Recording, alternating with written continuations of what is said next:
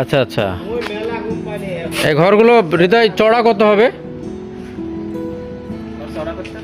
না, চড়া কত হবে? 30 ফিট, 30 ফিট মানে নাকি?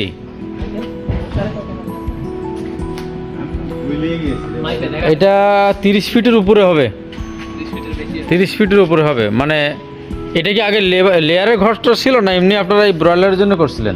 এটা লেয়ার করার জন্য সবকিছু প্রসেস করা হয়েছিল। আচ্ছা, কোরা মানে নিচ দিয়েও পাকা করা ছিল, সবকিছু করে এলো, আবার নিচে ইটও আছে।